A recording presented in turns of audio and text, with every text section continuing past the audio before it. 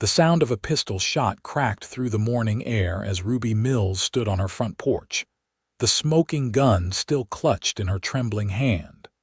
The rattlesnake lay dead at the bottom of her steps, its scaled body twitching in the last moments of life. Her 5-year-old son Jamie clung to her skirts, wide-eyed but unharmed, having narrowly escaped the venomous strike when he'd gone to fetch water from the well. "Mama got it," she whispered, lowering the revolver and gathering the dark-haired boy into her arms. "You're safe now." It was 1878 in the unforgiving territory of western Arizona, and danger lurked everywhere for a woman alone with a child.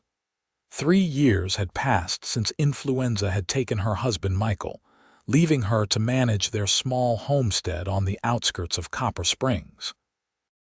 She'd learned to shoot, to mend fences, to haggle with merchants who tried to cheat a widow, but the whispers never stopped. "Best get inside, Jamie. Those biscuits need tending to before they burn," Ruby said, ushering her son through the doorway of their modest cabin. Her red-gold hair caught the morning sunlight as she cast one last glance toward the distant hills, a habit born of constant vigilance.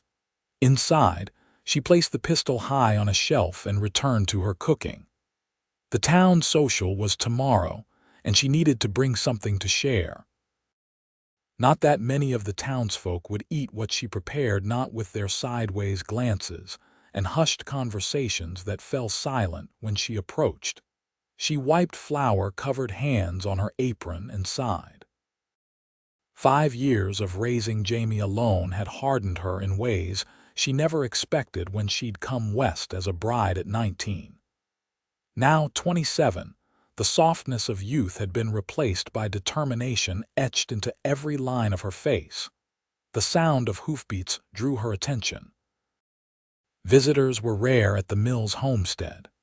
Ruby moved swiftly to retrieve her pistol before stepping cautiously onto the porch. A tall man astride a Palomino stallion approached her gate. His broad shoulders were draped in a dust-covered duster, and the shadow of his wide-brimmed hat obscured his features. "State your business," Ruby called, keeping her weapon visible but pointed downward. The stranger reined his horse to a stop and raised his hand slightly. "Name's Ryker Garrison, madam. New foreman at the R.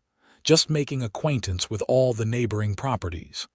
He pushed his hat back, revealing a weathered face with kind eyes that crinkled at the corners. Ruby guessed him to be in his early 30s, with streaks of premature silver threading through his dark hair at the temples.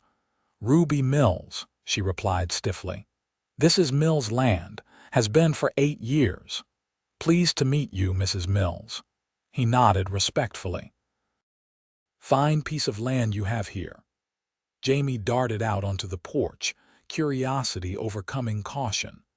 "Mama, is that a real cowboy?"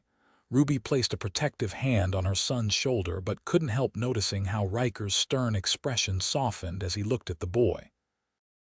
"Sure am, young man," Ryker said, dismounting with a fluid grace that spoke of years in the saddle.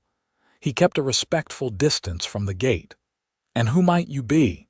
"I'm James Michael Mills, sir, but everybody calls me Jamie." The boy stepped forward, ignoring his mother's attempt to hold him back. "That's a mighty fine horse." "This is Sundance," Ryker said, patting the Palomino's neck. "Best cow horse in 3 territories." Ruby felt herself relax slightly at the genuine warmth in the man's tone when addressing her son. "Jamie, the biscuits need checking." Once the boy had reluctantly returned inside, Ruby turned her full attention to the stranger. "The R, you said. Thought old man Reynolds sold out." "He did." "To my employer, Sebastian Reid." Ryker removed his hat, revealing more of that silver-streaked dark hair. "Mr. Reid's expanding operations, looking to make the R the finest cattle operation in the territory."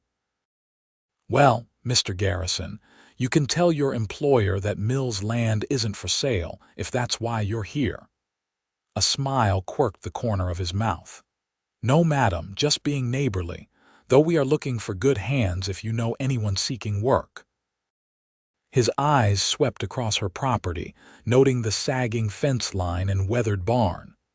Could use a woman's touch around the ranch house, too. Cook just quit on us. Ruby bristled. I manage just fine on my own, Mr. Garrison. Never suggested otherwise, Mrs. Mills. His expression turned serious. But if you ever need anything a fence mended, help with predators, the Triple R would be happy to assist a neighbor. She studied him for a long moment. There was no trace of pity in his eyes, just straightforward respect that she hadn't seen from a man in years. I'll keep that in mind, she finally said. Good day to you. Ryker replaced his hat, touched the brim in a small salute, and swung back into the saddle. Good day, Mrs. Mills. Hope to see you and your boy at the town social tomorrow. As Ruby watched him ride away, she felt something stir within her, something she'd thought long dead and buried with Michael. She quickly pushed the feeling aside. The last thing she needed was complications, especially in the form of a handsome cowboy. The following day, Ruby stood at the edge of the town square, holding a basket of her freshly baked biscuits. Jamie tugged impatiently at her hand, eager to join the other children playing games near the bandstand. Can I go, Mama, please? Ruby hesitated, then nodded. Stay where I can see you. As Jamie raced off, she squared her shoulders and approached the long tables where the women were arranging food. Conversations hushed as she drew near, but Ruby pretended not to notice. Good morning, ladies, she said, setting down her basket. I've brought buttermilk biscuits. Hester Brown, the banker's wife and self-appointed arbiter of town society, gave Ruby a thin-lipped smile. How? Thoughtful. We'll put them over here with the other breads. Ruby nodded stiffly and turned away, overhearing Hester's whispered comment to another woman. She has a son already. Hardly proper material for the new foreman who's been asking about her. Heat rose to Ruby's cheeks. So Ryker Garrison had been asking questions. Probably just curiosity about the peculiar widow who lived alone, she told herself, refusing to acknowledge the flicker of something like hope in her chest. She found a quiet spot under a cottonwood tree at the edge of the gathering and watched as Jamie played tag with the other children. At least they didn't share their parents' prejudices yet. Mrs. Mills. The deep voice startled her. Ryker Garrison stood beside her, looking far more polished than he had the day before. His dark hair was neatly combed, and he wore a clean shirt under a vest that emphasized his broad shoulders. Mr. Garrison, she acknowledged, trying to ignore the quickening of her pulse. Might I join you? When she nodded, he settled beside her, leaving a proper distance between them. Fine day for a social. Indeed. An awkward silence fell between them until Ryker cleared his throat. I tried one of your biscuits, best I've had since leaving Tennessee. Despite herself, Ruby smiled. High praise from a man who's likely eaten his share of biscuits. I never lie about important matters like food, Mrs. Mills. His eyes crinkled with humor. Before she could respond, Hester Brown approached with a tight smile. Mr. Garrison, so glad you could join us today. I wanted to introduce you to my niece who's visiting from Boston. Such a refined young lady and unattached. The implication was clear and Ruby stiffened, preparing for Ryker to excuse himself. Instead, he remained seated. Another time, perhaps, Mrs. Brown. I'm enjoying Mrs. Mills's company at present. Hester's smile faltered. Oh, but she lowered her voice, though not enough. She has a son already. Ryker's expression didn't change as he met Hester's gaze directly. Then I have a son too, as of this moment. The statement, delivered with such calm certainty, left both women speechless. Hester retreated flustered while Ruby stared at Ryker with undisguised surprise. Why would you say such a thing? She finally managed. Ryker shrugged. seemed the quickest way to end that conversation. His eyes softened as he looked toward Jamie, who was now trying to climb a tree with several other boys. Besides, he seems like a fine young man. Any fellow would be proud to claim him. Ruby felt her carefully constructed walls begin to crack. "Mr. Garrison, Ryker, please."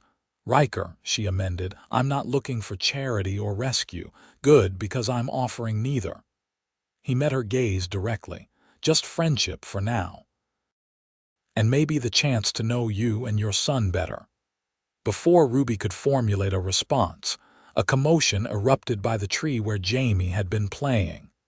A child's cry pierced the air, and Ruby was on her feet instantly, racing toward the sound with Ryker close behind.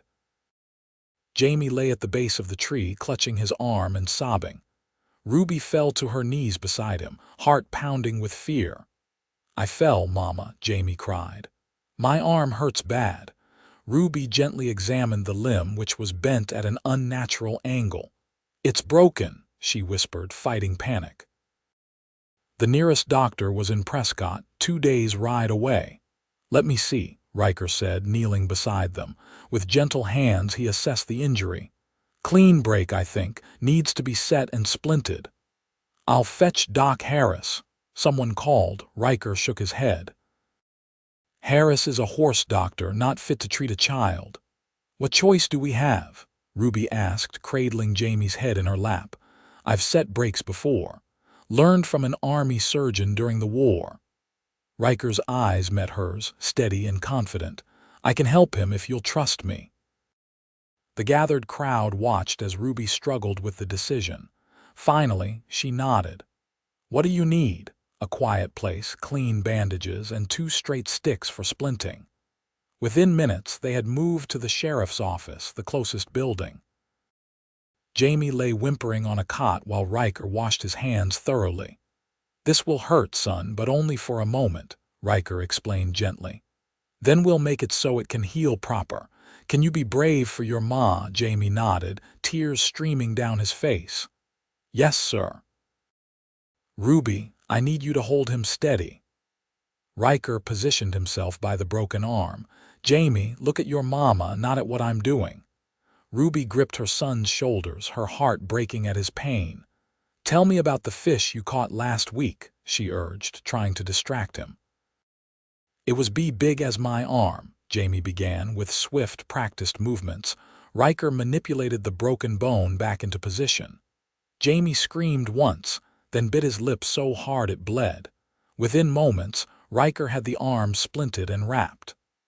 "There now," he said, his voice rough with emotion. "Bravest young man I've ever treated." Ruby looked up at Ryker, tears streaming down her face. "Thank you," she whispered later, after Jamie had been given a spoonful of laudanum and was sleeping peacefully in his bed at home. Ruby sat with Ryker on her porch. The events of the day had shattered her usual reserve, leaving her too exhausted to maintain her walls. "You're good with children," she observed, watching as the last rays of sunlight gilded the distant mountains. "Had younger siblings," Ryker replied. 4 of them. Learned to patch up all sorts of scrapes and breaks. "Where are they now?" A shadow crossed his face. "Lost 2 brothers in the war. Sister married a shopkeeper in St. Louis. Youngest brother runs the family farm back in Tennessee." "Why did you leave?" Ryker was quiet for so long that Ruby thought he might not answer. Finally, he sighed. "After the war, everything felt confined, too many ghosts, needed open country and room to breathe." Ruby nodded, understanding completely. "That's why Michael and I came west, to start fresh." "Your husband," Ryker said carefully, "how long has he been gone?" 3 years this past winter. Influenza." Ruby stared at her hands. "Jamie was just 2, barely remembers his father now. I'm sorry." They sat in companionable silence as dusk deepened into night. Finally, Ryker stood. "I should let you rest. The boy will need tending in the night when the laudanum wears off." He hesitated. "Would it be improper if I called on you tomorrow to check on Jamie's arm?" Ruby found herself smiling. "I think propriety flew out the window when you announced to half the town that you'd claimed my son." Ryker's laugh was warm and rich in the darkness. "I suppose it did at that. Tomorrow would be fine," Ruby said softly. True to his word, Ryker appeared the next afternoon, bringing a small carved wooden horse for Jamie and news that Sebastian Reid, his employer, wanted to offer Ruby a position. "A position?" she echoed skeptically. "Doing what?" "Cooking for the ranch hands," Ryker explained. 3 meals a day, good pay. You could bring Jamie with you. There's a small cabin near the main house that would be yours." Ruby's pride bristled. "I told you, I don't need charity." "It's not charity when we're desperate for someone who can cook something besides beans and salt pork," Ryker countered. "The men are threatening mutiny if they don't get decent food soon." Despite her reservations, the practical side of Ruby acknowledged the opportunity. The homestead was struggling, and Jamie's medical needs would require money she didn't have. "I'll consider it," she said finally. 2 days later, Ruby found herself in the spacious kitchen of the R Ranch house, surveying the pantry with a critical eye while Jamie explored the grounds under the watchful eye of an elderly ranch hand who had taken an immediate liking to the boy. Sebastian Reid proved to be a courtly gentleman in his 50s who treated Ruby with respect from the moment they met. "Ryker speaks highly of your capabilities, Mrs. Mills," he said, "and I trust his judgment implicitly." The arrangement was quickly settled. Ruby would cook breakfast and dinner for the dozen ranch hands, with midday meals packed for them to take on their rounds. She and Jamie would occupy the snug cabin just 50 yards from the main house, and she would retain ownership of her homestead, riding over once a week to check on things. Within a month, Ruby and Jamie had settled into a comfortable routine at the R. The ranch hands, initially wary of having a woman and child in their midst, were won over by Ruby's cooking and Jamie's infectious enthusiasm for all things cowboy.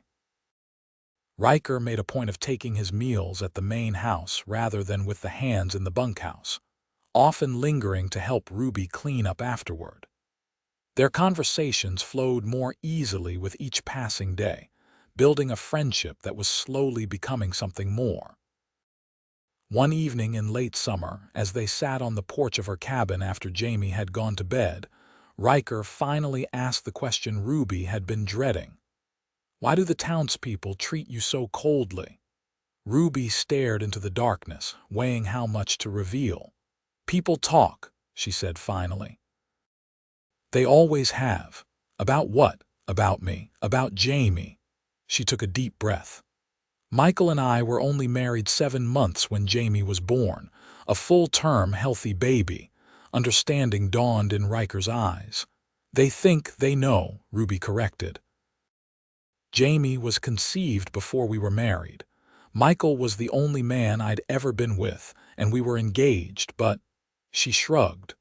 "Small minds need something to occupy them. A fallen woman makes for good gossip.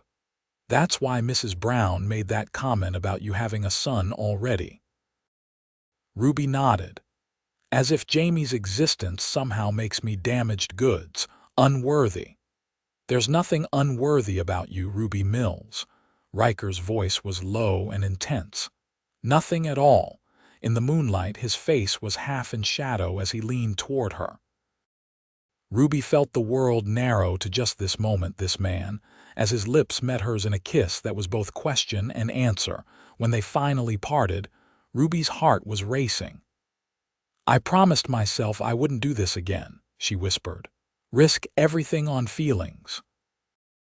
"Some risks are worth taking," Ryker said, brushing a strand of hair from her face. "I think you might be the biggest risk I've ever taken, and the most worthwhile." Over the next weeks, their courtship progressed with a slow deliberation that respected both Ruby's caution and the watchful eyes of the ranch community.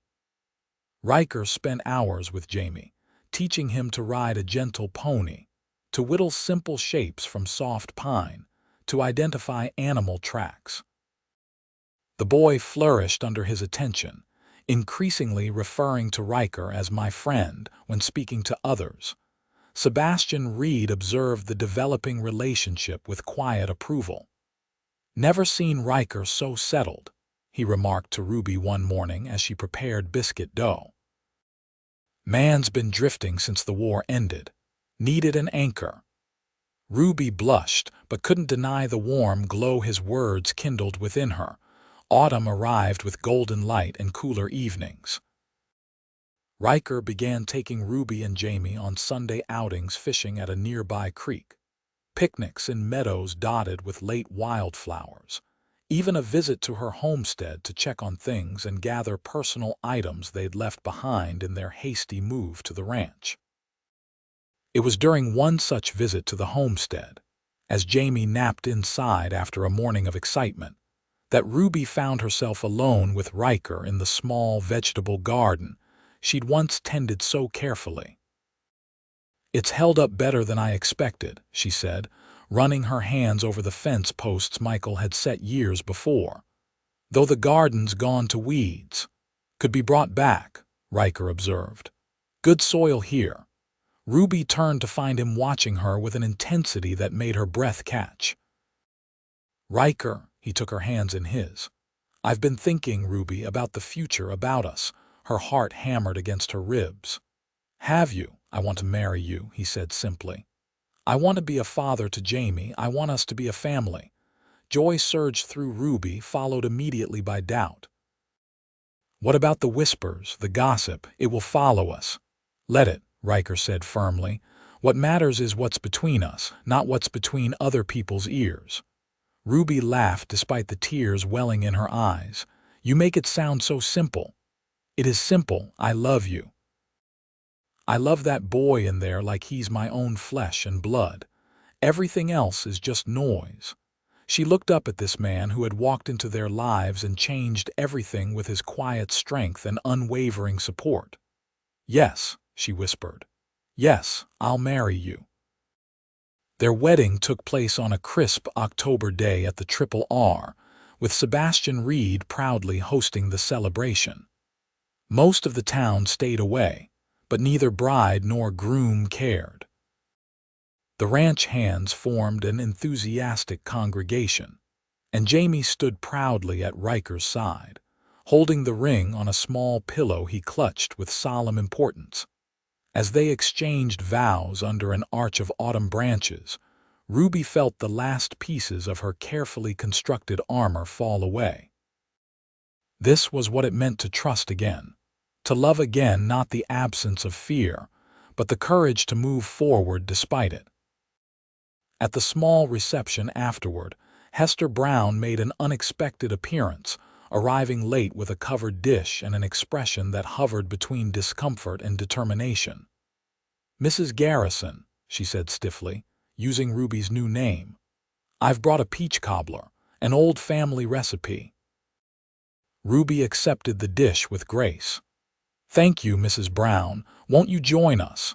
As Hester hesitantly integrated into the celebration, Ruby caught Ryker watching her with pride. Later, he explained, "I paid a visit to the Browns last week. Had a frank discussion about Christian charity and the nature of gossip. Seems Mr. Brown values the Triple Articus banking business enough to encourage his wife's attendance today." Ruby shook her head in wonder. "You continue to surprise me, Ryker Garrison." "Plan to keep doing that for at least 50 years, he promised, drawing her close for a kiss that brought whoops and hollers from the celebrating ranch hands. That night, after a joyous day of celebration, Ruby and Ryker stood on the porch of what was now their cabin. Inside, Jamie slept peacefully, exhausted from the excitement. "Happy, Mrs. Garrison?" Ryker asked, his arms encircling her waist. "More than I ever thought possible," she admitted, leaning back against his solid strength. "When Michael died, I thought that was the end of my story. Just survival after that. Turns out it was just the end of a chapter," Ryker murmured against her hair. "We've got many more to write together." Spring arrived with its promise of renewal, bringing with it the news that Ruby was expecting. Jamie, now 6 and thriving under Ryker's guidance, was ecstatic at the prospect of becoming a big brother. "Will it be a boy or a girl?" he asked, his face serious as he placed a small hand on Ruby's still flat stomach. "We won't know until God decides to show us," Ruby explained, exchanging a smile with Ryker over Jamie's head. "I hope it's a brother," Jamie declared, "but a sister would be acceptable too." Ryker laughed and ruffled the boy's hair. "Mighty generous of you, son." The word son no longer carried whispers and judgment. It was simply what Jamie was Ryker's son in every way that mattered. As her pregnancy progressed, Ruby and Ryker made plans for their future. Sebastian Raid, impressed with Ryker's management of the RRR, offered him a partnership in the ranch and the opportunity to purchase Ruby's original homestead, which adjoined RRR land. "We could build a proper house there," Ryker suggested one evening as they sat on their porch watching the sunset. "Something big enough for a growing family."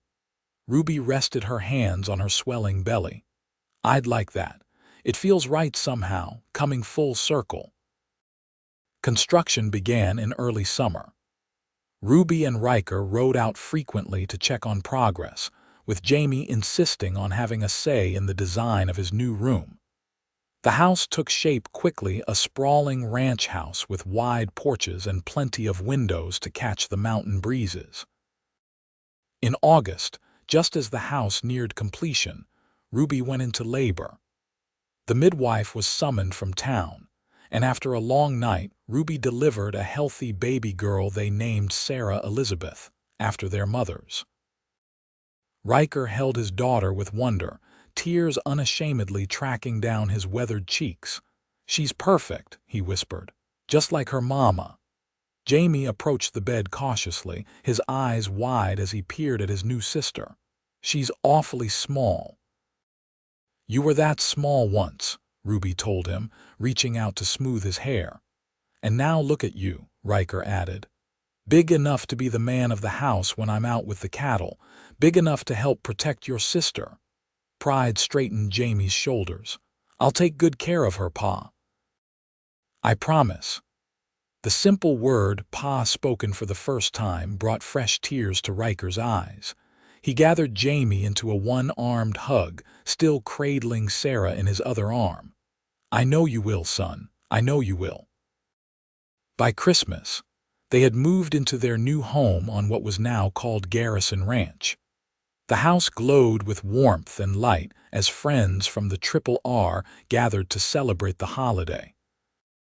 Sebastian Raid, now a frequent visitor and doting honorary grandfather to both children, raised his glass in a toast. To new beginnings and family found along the way. Later, after the guests had departed and the children were asleep, Ruby and Ryker stood before the fireplace in their new home. Outside, a light snow was falling, rare in this part of Arizona, and considered a blessing. "Remember that day at the social?" Ruby asked, nestling against Ryker's chest. "When Hester Brown tried to warn you away from me," Ryker chuckled, the sound rumbling through his chest beneath her ear. "She has a son already," they whispered. "And I said, then I have a son too," Ruby finished. "Did you mean it, even then?" "I think I did," Ryker admitted. "Something about you and Jamie just felt right from the first moment. Like pieces of a puzzle I didn't know was incomplete until I saw you both." Ruby turned in his arms to face him. "I never thought I'd find this again. Love, family, a man who sees me, really sees me and stays anyway." "Not just stays," Ryker corrected gently. "Chooses. Every day, Ruby." "I choose you and our children and this life we're building." As their lips met in a kiss that still held the power to weaken her knees, Ruby silently thanked whatever twist of fate had brought this man to her doorstep that dusty morning. The whispers had faded to nothing. replaced by the sweet sounds of their growing family, Jamie's laughter, Sarah's coos, Ryker's deep voice reading stories by firelight. This was her story now. Not the tale of a scandalous birth or a young widow's struggle, but of a love built on respect and choice, and the family they had forged together, stronger than blood, more enduring than gossip, as vast and promising as the western sky above their home.